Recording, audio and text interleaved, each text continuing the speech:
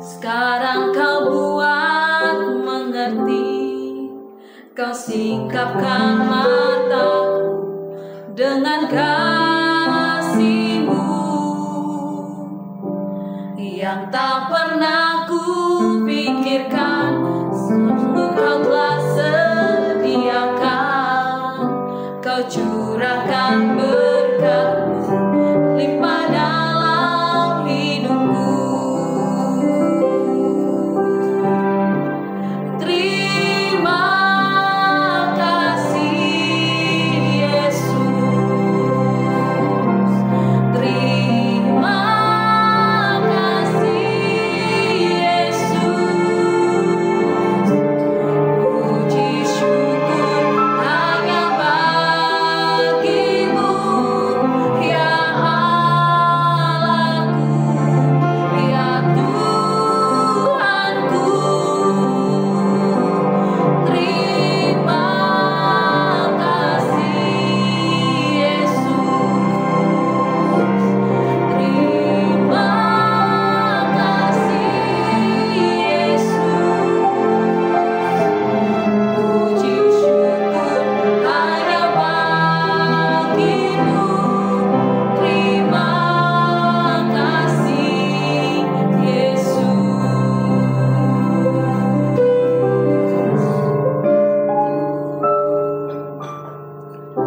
Yang dulu tak ku mengerti, sekarang kau buat mengerti. Kau singkapkan mataku dengan kasih-Mu yang tak pernah ku pikirkan. Sungguh kau telah sediakan, kau curahkan berkat-Mu limpah dalam hidupku. Terima kasih Yesus, terima kasih Yesus. Puji syukur hanya bagi-Mu, ya Allahku, ya Tuhanku. Terima kasih Yesus, terima kasih Yesus. Puji syukur hanya puji syukur bagi-Mu, hanya bagi-Mu. Puji syukur bagi-Mu, hanya bagi-Mu. Terima kasih Yesus. Terima kasih Tuhan. Firman-Mu berkata, apa yang tidak pernah kami pikirkan, tidak pernah timbul di dalam hati kami, Engkau sediakan bagi orang yang mengasihi Tuhan. Kami tahu itu untuk kami Tuhan. Kami mengasihi Engkau Tuhan Yesus. Terima kasih Bapa, terima kasih. Kami sungguh bersyukur, kami sungguh bangga memiliki Allah yang ajaib seperti Tuhan. Terima kasih Bapa, terima kasih. Saat ini kami mau tundukkan hati kami mendengarkan firman-Mu Tuhan. Berbicaralah atas setiap kami di dalam nama Yesus. Haleluya, amin. Shalom Bapak Ibu Saudara yang dikasihi Tuhan. Kita berjumpa lagi dalam perenungan intim dengan Allah. Pada hari ini, hari Sabtu, tanggal 15 November 2025, kita akan mendengarkan dan merenungkan sebagian daripada firman Tuhan yang bertemakan kepercayaan kita kepada Kristus. Pada perenungan hari ini yang berfokus dalam Matius 22 ayat 1 sampai 14. Dan pembacaan Alkitab kita dalam satu tahun ini terdapat di dalam Kisah Para Rasul pasal 17 sampai pasal 19. Saya harap Bapak Ibu Saudara-saudari dapat membacanya terlebih dahulu. Saya akan bacakan dalam Matius 22 ayat 14. Demikian firman Tuhan. Sebab banyak yang dipanggil, tetapi sedikit yang dipilih. Pada perenungan hari ini, Injil Matius ditulis terutama untuk orang Yahudi Kristen. Tujuannya menunjukkan bahwa Yesus adalah Mesias yang dijanjikan dan penggenapan nubuat perjanjian lama. Karena itu Matius banyak menekankan hubungan Yesus dengan hukum Taurat, nabi-nabi, dan kerajaan Allah. Pada pasal 21, Yesus baru saja masuk Yerusalem dengan penuh kemuliaan atau peristiwa yang sering kita sebut Minggu Palma. Ia kemudian mengusir para pedagang dari Bait Allah yang membuat para imam dan tua-tua marah dalam Matius 21 ayat 12-17. Lalu Yesus menyampaikan beberapa perumpamaan sebagai teguran langsung kepada pemimpin-pemimpin Yahudi, yaitu imam, ahli Taurat, orang Farisi.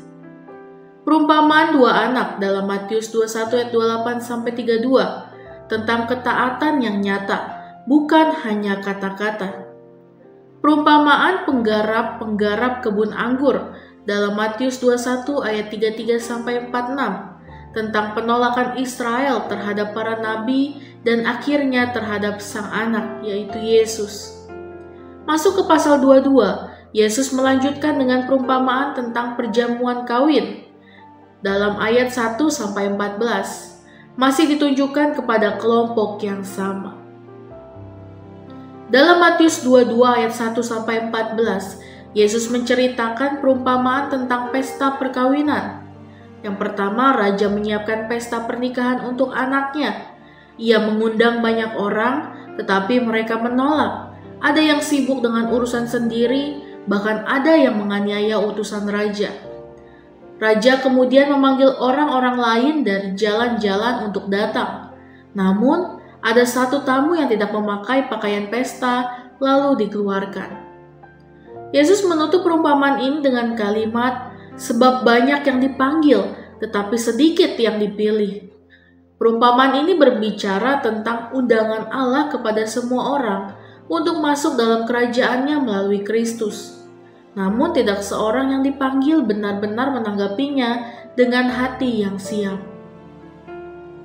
Banyak yang dipanggil, tetapi sedikit yang dipilih dalam ayat 14. Apa yang dimaksud dengan ayat ini? Yang pertama, panggilan Allah berlaku bagi semua orang. Allah mengundang semua orang untuk datang kepadanya. Tidak ada yang terkecuali. Dalam Yohanes 3:16 mengatakan, karena begitu besar kasih Allah akan dunia ini, sehingga ia telah mengaruniakan anaknya yang tunggal. Tetapi undangan itu menuntut respon. Lalu yang kedua, pilihan Allah ditandai oleh respon iman dan ketaatan. Yang dipanggil banyak, tetapi yang benar-benar menanggapi dengan sungguh-sungguh hanya sedikit. Mereka yang dipilih adalah mereka yang beriman kepada Kristus dan hidup dalam kebenarannya. Dalam Yohanes 1 ayat 12 mengatakan, tetapi semua orang yang menerimanya diberinya kuasa supaya menjadi anak-anak Allah. Lalu yang ketiga, pakaian pesta melambangkan Kristus yang menyucikan kita. Tamu yang tidak memakai pakaian pesta menggambarkan orang yang datang tetapi tidak menghargai syarat keselamatan, yaitu menerima Kristus sebagai kebenaran dan penyucian kita. Dalam Yesaya 61 ayat 10 mengatakan, ia mengenakan kepadaku pakaian keselamatan dan menyelubungi aku dengan jubah kebenaran. Keterkaitan kepercayaan kita kepada Kristus dengan Matius 22 ayat 1-14. Yang pertama, percaya kepada Kristus berarti menerima undangannya. Kepercayaan kita ditunjukkan dengan kerelaan menanggapi undangan Allah, bukan menolak atau sibuk dengan kepentingan sendiri. Dalam Matius 11 ayat 28 mengatakan, marilah kepadaku semua yang letih lesu dan berbeban berat, aku akan memberi kelegaan kepadamu. Lalu yang kedua, percaya kepada Kristus berarti menerima penyuciannya. Kita tidak bisa datang dengan kebenaran kita sendiri. Kita perlu mengenakan pakaian pesta, yaitu Kristus yang menguduskan dan memperindah kita. Dalam 1 Korintus 6 ayat 11 mengatakan, tetapi kamu telah disucikan, kamu telah dikuduskan, kamu telah dibenarkan dalam nama Tuhan Yesus Kristus. Lalu yang ketiga, percaya kepada Kristus berarti dipersiapkan sebagai mempelainya. Pesta perkawinan melambangkan persekutuan kekal antara Kristus dan jemaat sebagai mempelainya.